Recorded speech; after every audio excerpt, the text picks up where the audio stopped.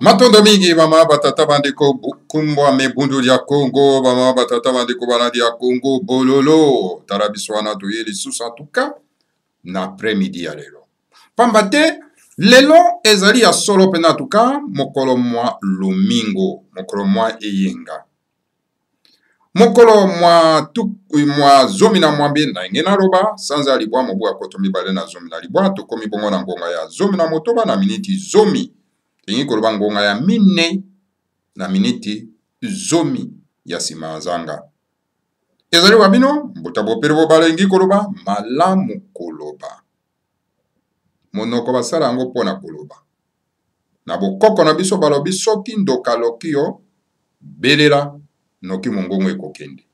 Yango wana tuka ba maba tata bandiko tozali koya ko belela tango iso. Mokolo mwa lelo ezali mokolo mwa lomingo. Mokolo mwa lomingo oyo bakolon bayaka na mboka na mabele ya bana kachopa pona kokosa bango. Kubuka lokuta. Lokuta. Pe bana kachopa la race bantu balati lokuta yango lokolo elamba ya kizoba zoba. Lokuta yango ezali ni. Balobi na biso abino ma ekute. Lelo ezali mokolo mwa yenga ezali mokolo oyo Nzambe apemaka.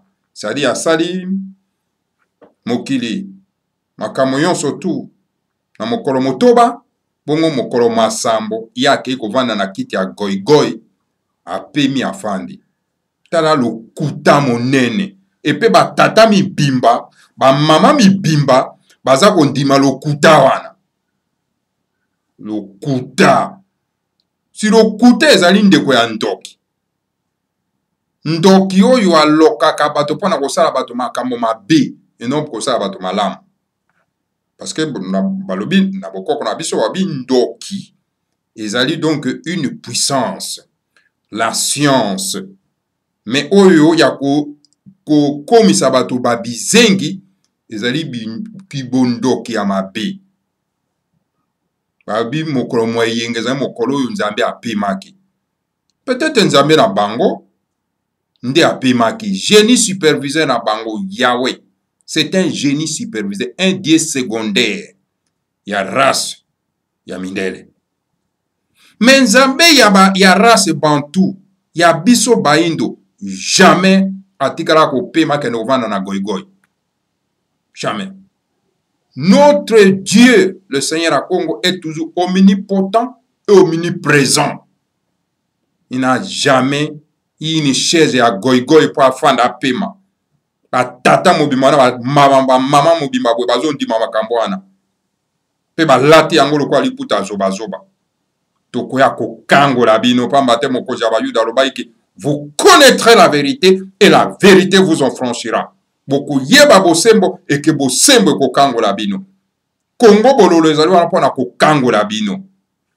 Ba negre oyo ba kota na mabunga ba mama batata bandeko.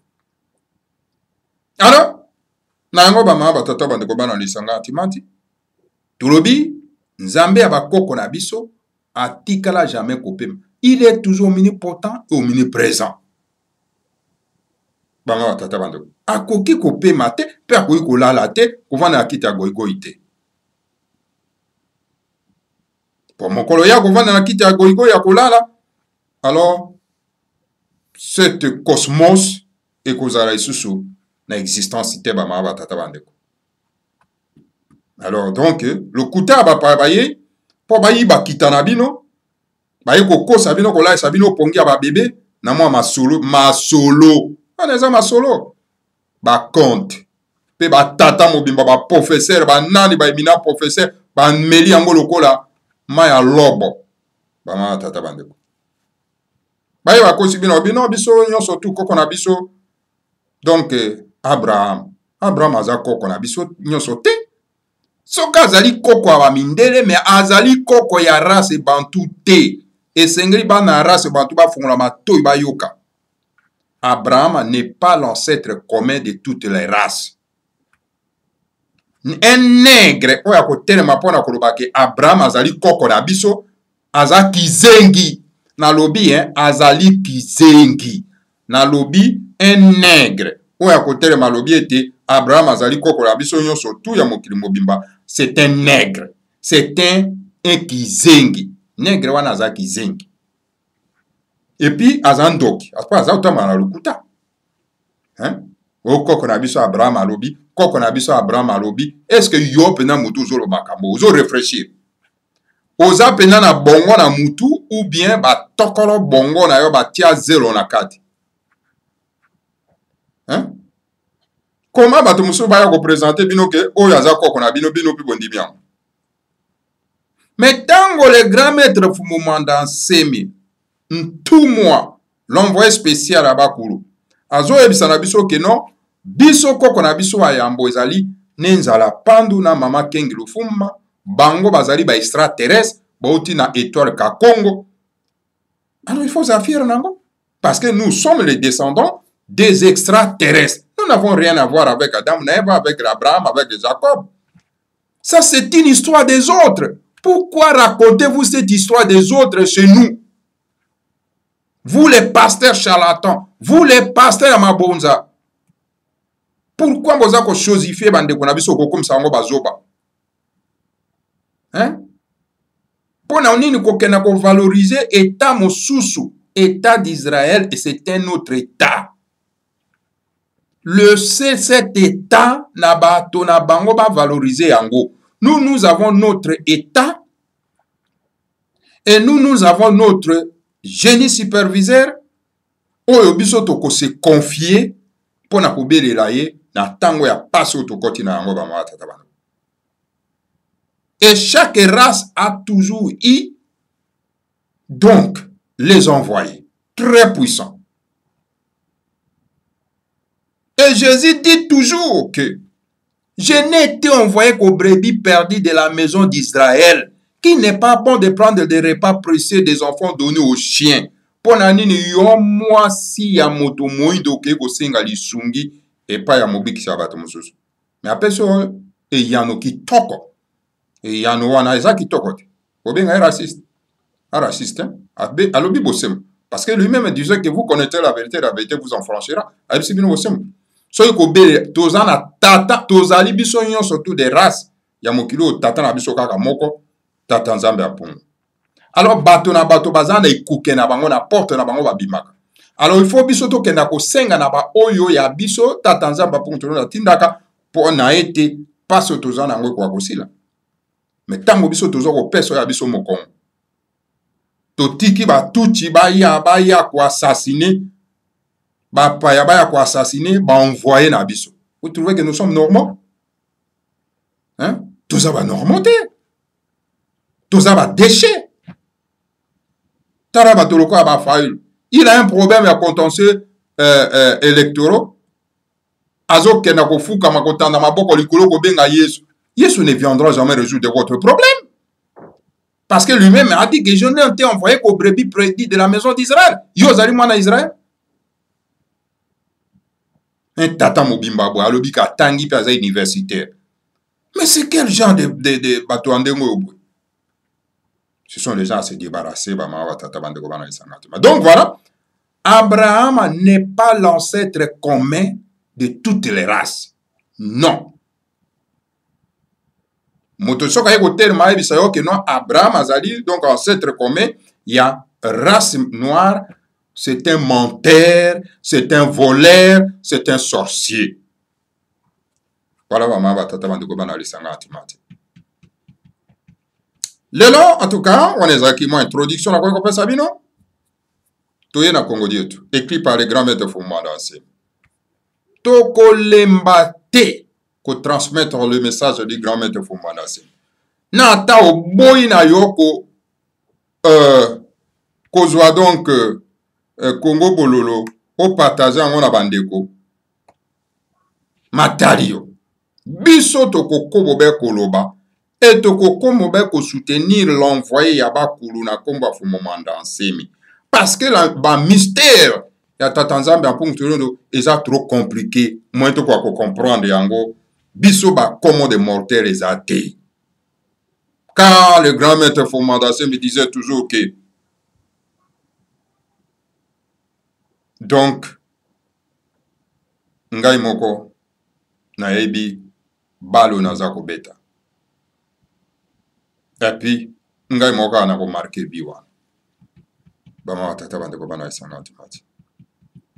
Alors donc, partagez le Congo Bololo de façon que les messages à les grands maîtres Fumanda Nsemi comme la baimboka pour likama ya kokuta bango na se apongite.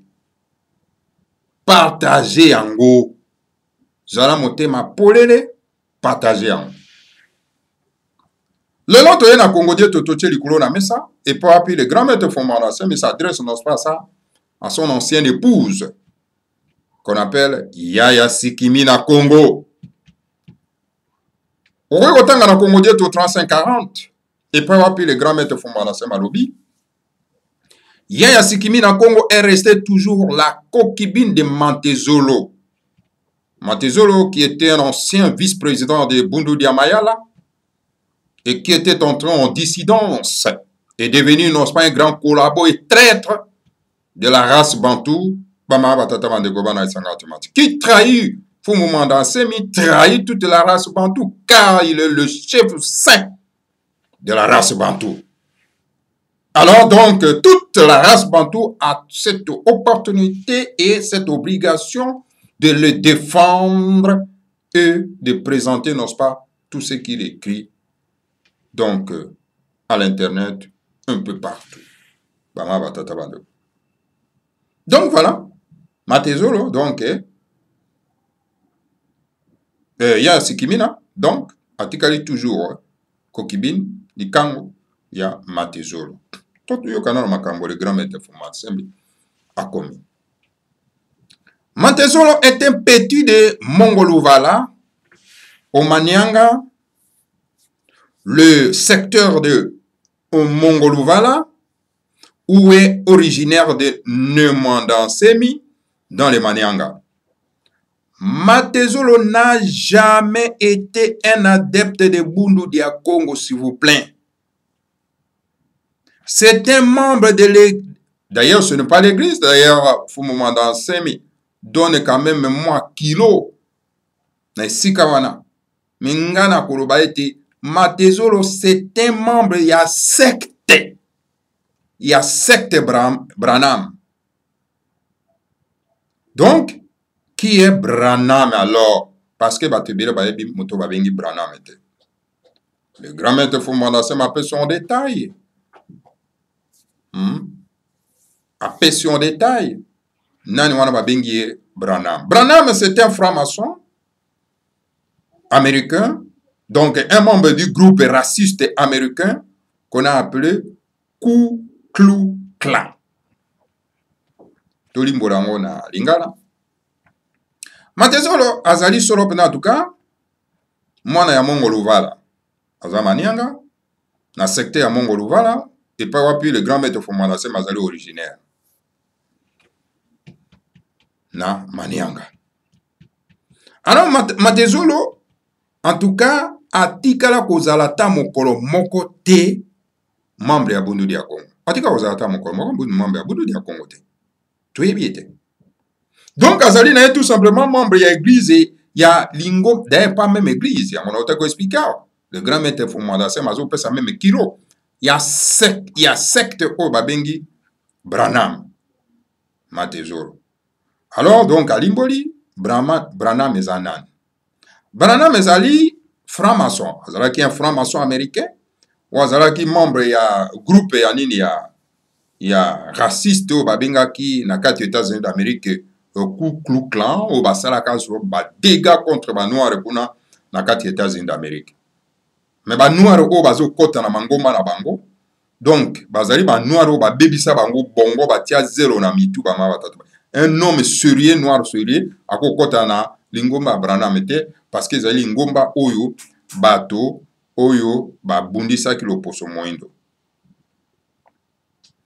Alors, le territoire de Songololo, Kimpese et Kassi au Congo central, le très ruseux Matezolo s'est présenté à Songololo, Kimpese et Kassi comme un grand admirateur, je vais dire, et fanatique de Fumomandansemi. Ainsi, les adeptes de Bundu Dia Congo qui l'ont pris l'un de leurs l'ont voté et il est devenu député national grâce aux adeptes de Bundu, des partis politico Bundu Dia Congo, les partis politico-religieux Bundu Dia Congo. Donc voilà, territoire ya Songololo, na Kimpese, na Kassi, na Congo central, na Congo Dia Kati. Donc Moto Babengi Matezolo, donc un collaborateur Hippolyte Kanambe, un traître bama de la race bantou, à se présenter à Songololo na Kimpese Makasi, lokola un admirateur motoyo alinga kaza fanatique ya Fumomandansemi.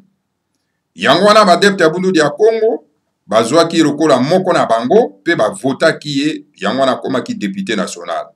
Grâce na badepte ya Bundu Dia Congo nde moto babengi Matezolo akomaki député national. Arrivé à Kinshasa, nous allons raconter bino ce qui s'est passé. Na bandi na Genèse, na likambo etali moto babengi Matezolo, c'est traître ya Mongoluvala, traître parmi les traîtres de Bakongo. Arrivé à Kinshasa, il s'est présenté comme un membre de Bundu Dia Congo. Mais, Waya, il ne l'a jamais été. Matezolo n'a jamais été membre de Bundu Dia Congo. Il ne l'a jamais été. Un jour, Nemandansemi est allé avec lui pour aller voir Messieurs 30%, son ancien, ainsi de l'Assemblée nationale du Parlement. le sinistre Matezolo est allé calomnier Nemwanda-Nsemi en disant au Conseil de sécurité que Nemwanda-Nsemi a des armes de guerre à son palais royal de ma campagne. Donc, où ça? En Galiema. C'est à cause de cela que M. Hippolyte Kabila a décidé de lui faire la guerre. Ainsi, on a confié au général Kanyama, un traître, une mission: tuer Nemwanda-Nsemi et détruire son palais royal. Et ça, c'est trop grave. Donc, tango Matezolo a commis sur l'opéra en tout cas na Kinshasa, tango ba lirier député na Congo central a commis na Kinshasa, a se présenté comme le membre moko ya Bundu dia Congo kasi lokuta. En tout cas, tika kozala membre ya Bundu dia Congo ata mokolo moko te bama batata bandeko bana lisanga antimati Matezolo. Alors donc voilà. Hier, en tout cas, moto babengi Matezolo, mokolo mosusu, donc, na Nemwanda-Nsemi, bakei epai ya monsieur 30%. Boyebi, monsieur 30%. Ou azalaki ancien moto ya kala. Ou ya kala wana, vous comprenez kaka moto yo, ancien 30%. Oui, ami Yanani, donc, il y a Assemblée nationale, na Parlement. Alors, moto babengi Matezolo, un sinistre, un assassin criminel, ake ko calomnier fo Nemwanda-Nsemi. Na kolobaka na koipa na conseil de sécurité que Nemwanda-Nsemi azana mindoki kuna na ndako na ye na ma campagne wapi na Ngaliema. Yango na bomonaki donc monsieur Hippolyte Kabila mwana tuti rwandais azwaki mokano ya kokende kosala bitumba contre le grand maître Nemwanda-Nsemi na palais royal. Yango na bomonaki ba confiaki mission wana mosala wana donc na Kanyama, un traître moluba pona ete akoka kokenda koboma Nemwanda-Nsemi pe akoka kopanza ndako ya le grand maître Nemwanda-Nsemi. Ba race bantu bakoma na bango ka bana bitinda. Ngai pe na vraiment motuti akenda kotinda ngai. Kekenda kosala mission moko bo contre la race bantu ngai. Ngai mwana ngombe. La fierté que j'ai d'être non pas un ngombe. Bongo mwana muuta lokola motuti akenda kotinda ngai na sa ela mission. Ah, na kobanda na ye moko nano. Na bandi nano na ye moko nyangala kata biso benga bango ba nyangala kata bongo nyangala kata kene kotinda yo pena dongo mwana race bantu.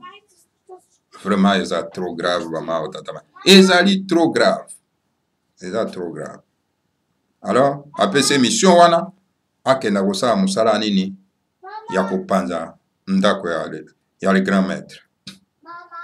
Après 6 semaines de guerre, protégé par les Mikengi de Bundu dia Congo, ces Makessa de Bundu dia Congo ont tenu donc en échec les 6 armées d'agression du palais royal du roi Vitakanga, réincarné en Nemwanda-Nsemi, comme en 1948, le maître Jésus est réincarné en David Ben Gurion, l'auteur de An Jude State et le fondateur de l'État d'Israël actuel. Gloire au maître Jésus, le roi des Juifs. Nasima ya masemeni poso motoba mobimba ya bitumba. Esika pi ba mikengi ba protéger qui sera pendant les grands maîtres Nemwanda-Nsemi.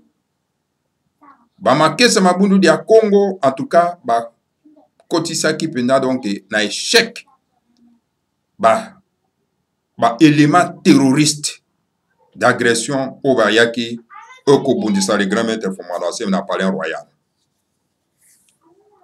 Bama batata bandeko. Donc voilà, Fumu Mwanda Nsemi, que tout simplement, donc, l'incarnation n'ose pas Yavita Kanga.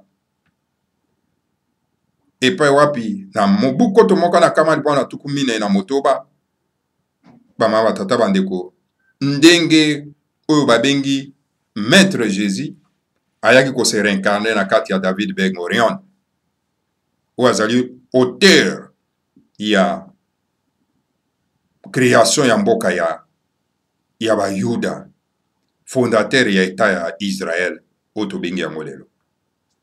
Donc yango wana lokumu na Maître Jésus, ou azali mokonzi ya Bayuda, azali mokonzi ya Bangala te, mokonzi ya Bakongo te, mokonzi ya Baluba te, mokonzi ya Bamanyanga te, mokonzi ya Balokile te, ya Bamongo te, mokonzi ya Bayuda. Bama batata bandeko.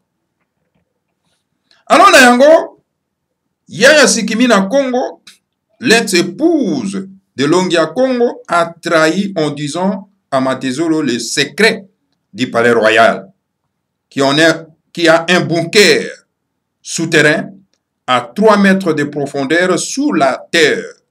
Matezolo a dit ce secret au général Kanyama, et c'est là que ce sanguinaire général et ces 6 autres généraux de 6 armées d'agression du palais royal de ma campagne sont venus arrêter le grand maître de la mystique Congo, qui les a tenus en échec pendant 6 semaines de bombardements intenses du palais royal de ma campagne. Alors, tala sikoyo ya Sikimina Congo, wazali mwasi ya Longia Congo, akei koteka Longia Congo na koyebisaka Matezolo ete, koyebisaka Matezolo mabombami ya ndako ya le grand maître Fumu Mwanda Nsemi. Papi, ya lobi na Matezolo alobi ete, omoni kuna na ndako ya le grand maître Fumu Mwanda Nsemi, nase na mabele kuna, aza na bunker moko kuna. Ezali na profondeur ya 3 mètres na mabele. Alors Matezolo akei koyebisa sekere wana epa ya Kanyama. Kanyama oyo azali encore mwana mosala ya batuti bama batata bandeko bana esangati manti, mwana mosala mawa. Et c'est là que sanguinaire on a kombo ya général Kanyama na ba généraux mosusu ya ba élément terroriste ya Hippolyte Kanambe ya Rwanda bayaki na palais royal na ma campagne pona koya kokanga le grand maître Fumu Mwanda Nsemi. Et pas rapide donc 6 semaines mobimba oyo ba mikenge ba tenir bango en échec. Bama batata bandeko. Balingi ko divulguer secret wana te.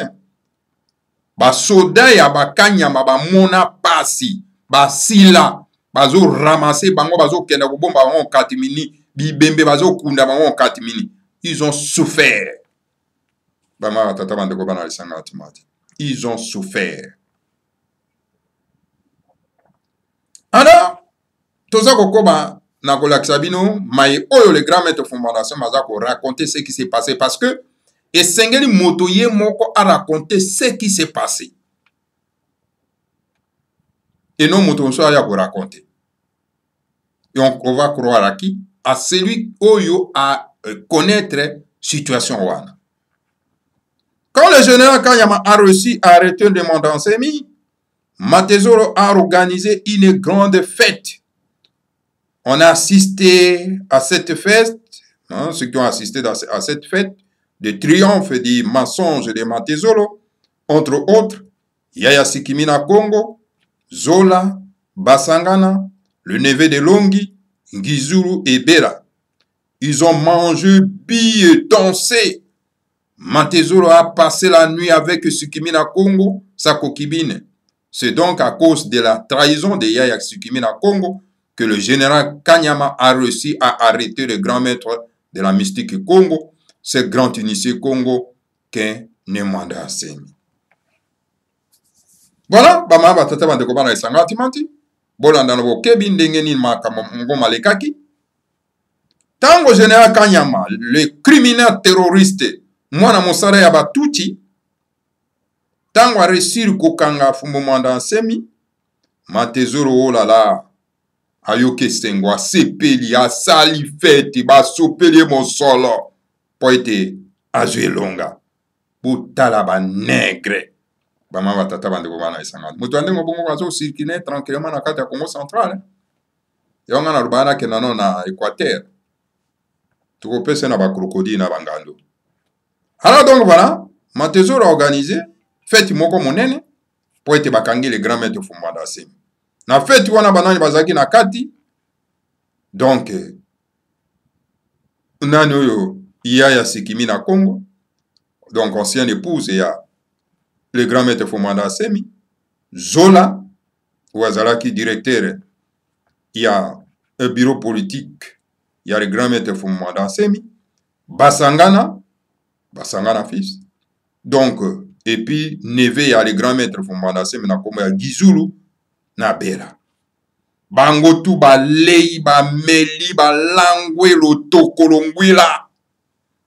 Matezolo a passé nuit mobimba donc butu mobimba epa ya Sekimina. O wapi azali kokibi na ye, likango na ye. Yamona donc à cause ya trahison wana ke Yaya Sikimi na Congo asalaki et que Général Kanyama a réussi kokanga le grand maître de la mystique Congo ou azali un grand initié Congo na kombo ya Fumwanda Asemi. Enfermé à la prison de Makala, on a cherché à les tuer 3 fois. Mais le grand seigneur Kimbangu a dit non. La 4e fois qu'on a voulu le tuer, le génie de la guerre, Simbi Bianvita, ont détruit la prison de Makala et ont libéré environ 500 prisonniers, dont Nemwanda Asemi. Après l'avoir tué à Kingakati, le grand initié Congo est entré dans une vie de clandestinité de 2 années où il a mené une vie infernale à cause de Yaya Sikimi na Congo, son ex-épouse, qui est devenue la concubine de Matezolo. Votre femme qui devient l'amie intime de l'homme qui veut ta mort. Voilà Yaya Sikimina, une femme très têtue.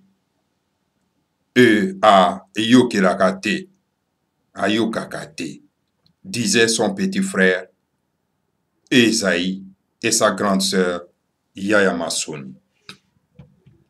Donc voilà, les grands maîtres, tant que Memiye sera pendant na prison à Makala, bakangi na prison à Makala, baluki mbala misato mobimba po ete bako ko éliminer ko bomaye un homme innocent qui n'a rien fait. Alors le seigneur Kimbangu alobi non, boko sala yango ata mukete. 4e fois balingai ko bomaye le grand maître Fumwanda Asemi, ba génie ya guerre, ba génie ya bitumba, ba Simbi Bianvita, ba yeko détruire Makala. Ba détruire Makala pe ba libérer, ba bimisi soro pena en tout cas motango ya ba prisonnier kotomine na kama mitano. Et puis api na Fumwanda Asemi na kati. Ici toi le wana toza ko loba na bino le roba mamba tata bandeko pona ete bana ya Congo bakoma na bango bazoba. Mais bapaya bayebi ke non bana ya Congo ya race bantu baza na un homme fort. Mais bazo kulukuko kuluba yango te parce que noki bakopesa fait vert na bana ya Congo ba comprendre que non ils ont un homme fort. Alors il y a un risque il y a qu'à soutenir massivement et que va se libérer. Bama batata bande komana isanga antimati. Et voilà, nasima ko boma yena Kingakati, c'est bango balobi, awa. Le grand initié Congo à côté na vie à clandestinité, mbula mi bale mobimba. Et par api azalaki vraiment donc est coupé du monde. À cause ya nani Yaya Sikimi na Congo. Oyo azalaki vraiment épouse na ye. Oya komisoro pena kokibini ya Matezolo.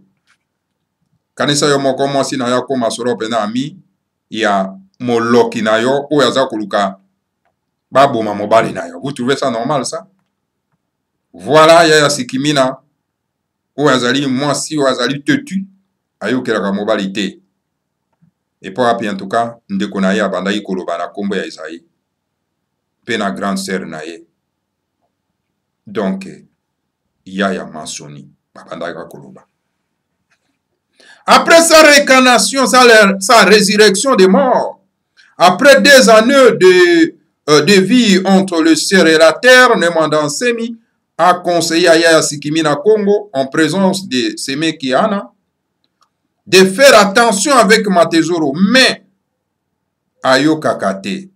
Elle a continué sa relation intime avec Papi Matezoro, les fameux Yuda, Wayokole Mwananzambi, né Mwandansemi, le fils de l'homme et fils de Dieu, incarné en Afrique centrale. Donc, dans cette résurrection, na Bawei, donc, dans Mbulami Bale Mobimba, Yavi Yako Fanda Nalikolo Pena Mabele, Fumu Mwandansemi, a conseillé na Yaya Sikimina Congo. Tanga bimi, a comme na palais royal, Sikimina Congo a conseillé ye. A conseillé ye a Robi, ezaka en présence ya Seme Kinayana, a bisa l'attention na Matezoro. Mais kasi ayo kakate. A continué toujours la relation na ye intime na Matezoro. Oyo Matezoro azali le fameux Yuda, mon Yuda, traître ndoki, terroriste. En tout cas, bama batata bandeko bana esanga matimati. Donc, va continuer la relation na bango. Alors, pour mon mandat semi, o azali mwana ya mutu, mwana tata Nzambe, oyo azali incarné na kati na kachopa ya kati. Dernièrement, mon ancien chauffeur, Emani, a perdu un membre de sa famille. Au lieu que Matezoro donne l'argent de deuil à Zola ou Basangana fils, non, Matezoro a donné l'argent à sa concubine Yaya Sikimina Congo, l'ex-épouse de Congo, de Longia Congo, l'instructeur du Congo, le grand initié Congo. Dernièrement, ancien chauffeur, il y a le grand maître Fumanda Semi, na Congo Emani, a Bungisaki Soropena membre ya famille na ye. Olie ke Matezoro ake na pesa mbongo na matanga wana epa ya Zola pe to basanga na fils. Non, Matezoro ake ko pesa mosolo na kokibi na ye ya Sikimina Congo. Ou azali Soropena ancienne épouse ya Longi ya Congo. Donc Fumo Mwanda Nsemi. La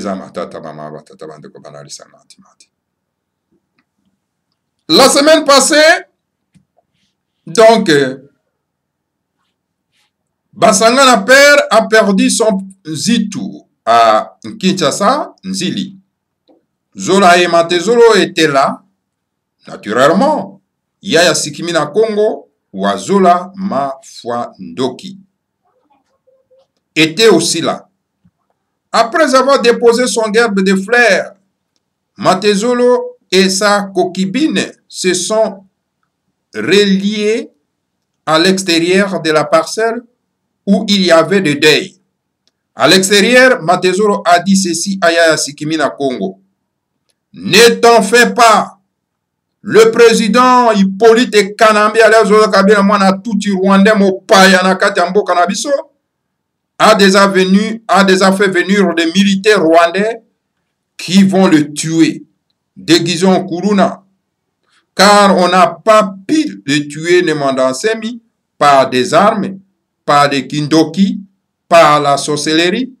Ainsi, maintenant, les militaires rwandais vont le tuer par des coups de machette, déguisés en Kuruna. Yaya Sikimina Congo a dit ceci à Emani. Emani a tout dit à Longia Congo, Nemanda Nsemi. Voilà. Le grand maître Fumana se m'a tu répéter ya on tolobi ke soki makambo le grand maître Fumana se meza lokuta matezolo aya na Congo bolo akoya te bomoni bato misusu bomonaka bango ba mitu eza forme lolenge baza bato oyo bakisimbi ya mabe ba mitu moko lolenge mingi bazalaka kaka ba traître batata bandeko. Donc na semaine passée basangana père tata basangana abungisaki solo pena en tout cas nzitu na ye son nzitu na Kinshasa nzili zola ye matezolo bazalaki wana naturellement ya sikimi na Congo ye pe azalaki wana bama batata bandeko. Alors na yango na sima ya ko déposer donc guerre de frères donc ba frère matezolo na kokibi na ye bakei libanda na sima ndako esika wapi matanga ezalaki na libanda kuna matezolo alobi na ye asikimi na Congo boy. En tout cas kozala kutu na kozanga kimia kutu te, ne t'en fais pas, kozanga kimia kutu te. Hippolyte Kanambe adezoe kabila mwana tuti Rwandais mopaya mouta mosenji. Alors donc abengisi bandeko na ye ba terroriste rwandais ba ye awa bako boma po ba boma fumo mwanda nsemi bako se déguiser lokola ba kuluna bako zala lokola ba forme ba kuluna pamba te bako kaki ko boma ye te na ba mindoki na ba drone na ba kindoki. Alors donc mbalo yo bazui mokano ya ko boma ye solo pena en tout cas na ba macheti bama batata bandeko epo api ba élément terroriste ya Kagame bauti na Rwanda ba se déguiser solo pena en tout cas na bakuluna. Alors donc ya sikimi na Congo ayebisi na Emani et Emani n'a pas caché ayekobe yebisa na le grand maître Fumana nsemi. Alors ce qui makambo yo le grand maître Fumana sema lobeza lokuta boya ko démentir awa na kati na Congo bolo bokoya na bino pété parce que boza bandoki bokoya te. Est-ce que boko réussir bama tata bandeko? Et voilà le grand maître Fumana tout ce qu'il dit et se réalisera kaka. Alors baka ba libosa lobi ayebisi ba swahili ke no bitumbo boza kuluka na palais royal boye bango boye bitendenge ko bandera boye bipete ndenge nini kosuka kasi boye bango ete ngai moko na kozala victory ya bitumba wana tomona yango ndire kezali makambo moko kaka légèreté toujours on a légèreté et suka na suka tomona ke bitumba ebimi kuna ye yaza ko rappeler biso lisusu que non ba élément terroriste ya Kagame babengisi bango na Hippolyte Kanambe oyo alingi kozonga na mboka na ete Kanambe Hippolyte Kanambe mwana tuti Rwandais na kombo ya lokuta Joseph Kabila mwana muuta toko benga na macheti e macheti wene kozongela ye moko bama tata bandeko bana esanga twandi tango bana ya Congo bakolamuka ba se déguiser na kuluna po ete baya ko okoboma le grand maître Fumana nsemi na mboka na ye moko pe na ndako na ye moko. Alors voilà, nous sommes en train de vous alerter. Pambater, le grand maître Fumana nsemi ne dit jamais le mensonge et il dit toujours la vérité et tout ce qu'il dit et il y a toujours qu'on se réalise bama batata bandeko. Voilà, bama batata bandeko, on est acquis les messages le grand maître Fumana nsemi apesi solo pena tuka na ba imboka na ba mikengi na bana ya Congo central na race bantu mobimba tous en sérieux et vigilance oblige bama tata bandeko. Mais ce qui est là, il faut par tous les moyens mettre hors d'état de nuire. Matezolo doit être mis hors d'état de nuire. C'est un criminel, un traître, un assassin, un démon. Il doit être mis hors d'état de nuire. Voilà bama batata bandeko bana lisanga timati. Oyo na memelaki bino solo pena tuka na après-midi ya lelo. Lobi tozali susu na bino kaka na kati ya Congo bololo. Voilà bama batata bandeko bana lisanga timati. Naza kopesa solo pena tuka matondo mingi solo pena na bao balandaka biso. Matondo mingi na mbuta Mayala Lukombo oyo ayaki kotala solo pena tuka studio ya Congo Bololo avec une admiration na yaya nae matondo mingi vraiment na bango matondo mingi solo pena en tout cas na ba mbuta na biso oyo balandaka biso solo pena na mboka ya Afrique du Sud o balandaka biso solo pena en tout cas na mboka ya Congo d'Ivoire o balandaka biso solo pena en tout cas na Angola o balandaka biso solo pena na Kinshasa o balandaka biso un peu partout topesi bino matondo. Voilà bama batata bandeko, que le Seigneur à Congo vous bénisse tous, bénisse Fumo Mwanda Nsemi et bénisse la République fédérale du Congo, Ingeta, Ibobo et Ibo.